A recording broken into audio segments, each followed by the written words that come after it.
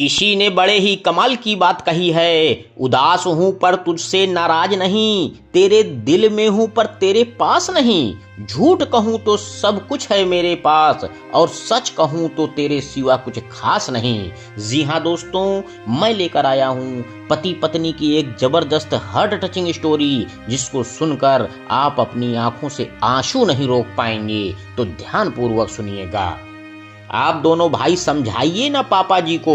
Doctor ने भी mummy जी को जवाब दे दिया है। आखिर वेंटिलेटर पर कब तक रखेंगे? उन्हें 1 महीना हो गया है, वह कोमा में हैं। उन्हें अब घर ले जाना चाहिए। आखिरी सांस अपने घर पर ही निकल जाए तो अच्छा है। पैसा पानी की तरह बहा रहे हैं। इस तरह तो हम बिल्कुल खाली हो जाएंगे। हमारे भी बच्चे हैं। सुरेंद्र जी की बड़ी बहू ने अपने पति से कहा तो छोटी बहू ने भी अपनी जेठानी की बातों में हाँ मिलाई। शहर में जाने माने अचार और पापड़ का व्यापार है सुरेंद्र जी का, जहां से अलग अलग शहरों में भी अचार सप्लाई होता है। दोनों बेटे भी उन्हीं के साथ बिजनेस में लगे हैं। पैसे की कोई कमी नहीं है।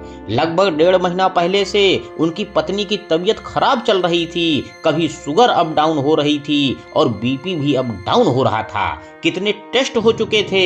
धीरे धीरे उनका स्वास्थ्य काफी गिर गया था और उन्हें अस्पताल में भर्ती करना पड़ा। शांति जी को शायद लगने लगा था कि वह अब नहीं बचेंगी, तभी तो अस्पताल में अपने पति से कहती रहती थी, देखो जी, जीवन में मेरी एक तमन्ना थी कि चाहे भगवान कैसे भी दिन दिखा ले, लेकिन मुझे आपके कंधे पर ही दुनिया से विदा होना है। मुझे आप अच्छे से तैयार करके और मांग में खूब सारा सिंदूर भर के ही विदा करना। हमारे बच्चे बहुत अच्छे हैं, उनके साथ आपका समय कट ही जाएगा। सुरेंद्र जी रोते हुए कहने लगे, मैं तुम्हारे बिना एक दिन भी नहीं रह सकता। तुम मुझे छोड़कर कभी नहीं जा सकती। मैं दिन रात एक कर दूंगा, पैसा पानी की तरह बहा दूंगा, लेकिन तुम्हें मेरे लिए ठीक होना पड़ेगा। जीवन के हर सुख दुख में तुम मेरी हम सफर रही हो। कितने उतार चढ़ाव देखे हैं जीवन में। मैं तुम्हारे बिना जिंदगी का सफर नहीं काट सकता। उनकी बात सुनकर शांति जी की आंखों में भी आंसू आ गए थे और कहने लगी थीं, कौन हमेशा साथ रहा है जी, किसी एक को तो अकेले रहना ही पड़ेगा। उम्र के इस मोड़ पर मौत पर किसका बस चला है, कब किधर से आ जाए किसे पता। कहते कहते शांति जी भी रोने लगी थीं और यूं ही धीरे धीरे वो निढाल होती चली गईं। 1 महीने से वह कोमा में ही हैं। सुरेंद्र जी उन्हें एक पल को अकेला नहीं छोड़ते। शुरू में तो सबने पूरी कोशिश की शांति जी जल्दी से ठीक होकर घर आ जाएं, लेकिन अब उनके बेटों को भी उन पर लगने वाला पैसा दुखने लगा था। उधर सुरेंद्र जी का स्वास्थ्य भी अब धीरे धीरे गिरने लगा था।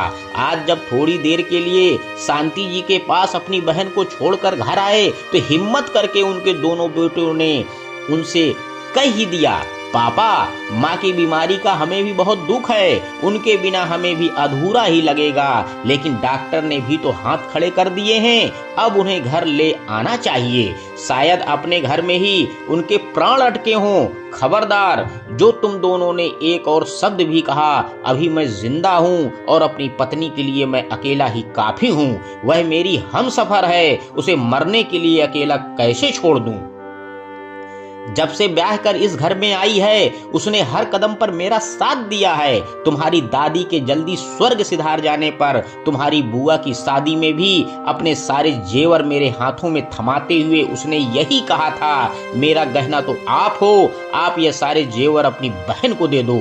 मेरे लाख मना करने पर भी सिवाय एक मंगलसूत्र के उसने कुछ अपने पास नहीं रखा था। तुम्हें पढ़ाने की खातिर जब हम गांव से शहर आए थे तो छोटी सी प्राइवेट नौकरी थी मेरी। थोड़ा बहुत पैसा कमाने के लिए उसने अपने हाथों से अचार डालकर घर घर देना शुरू कर दिया था। धीरे धीरे कितने ऑर्डर मिलने लगे थे उसे। मैं भी अपनी नौकरी छोड़कर इसी काम में लग गया था। यूं ही दुकान पर 2-4 नौकर भी रख लिए थे।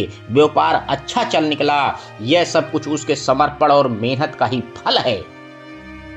अपने लिए कभी किसी चीज की इच्छा नहीं जताई उसने, मुझसे कभी कुछ नहीं मांगा, और तुम कहते हो कि मैं उसे मरने के लिए अकेला छोड़ दूं। क्या कमी रह गई तुम्हारी परवरिश में उससे जो तुम अपनी माँ के लिए ही ऐसे शब्दों का इस्तेमाल कर रहे हो। अरे लोग तो दूसरों से उधार लेकर बीमार आदमी पर पैसा लगाते हैं। भगवान का दिया हुआ मेरे पास सब कुछ है, तो मैं उस पर क्यों न लगाऊं। अपने पिता की बात सुनकर दोनों बेटे बहुत शर्मिंदा हुए और चुप हो गए। दोनों बहुएं भी एक दूसरे का मुंह देखने लगीं। अस्पताल में जाकर सुरेंद्र जी अपनी पत्नी का हाथ दोनों हाथ में लेकर बहुत रोए और अपनी पत्नी से कहने लगे, सब रिश्ते स्वार्थ के हैं शांति, जिंदगी भर जिन बच्चों के लिए हम मरते रहे आज उन्हें तुम्हारी कोई जरूरत नहीं है। सच ही है, मतलबी दुनिया में जरूरत के हिसाब से ही रिश्ते निभाए जाते हैं, चाहे वे हमारे माँ बाप के ही क्यों ना हो। अपने बच्चों की बात से वह बहुत आहत हो चुके थे। आज उन्हें अपनी सारी संपत्ति, बच्चे, सब कुछ बेकार लग रहा था, जैसे सभी का वजूद उनके हम सफर के उनके साथ होने से ही हो।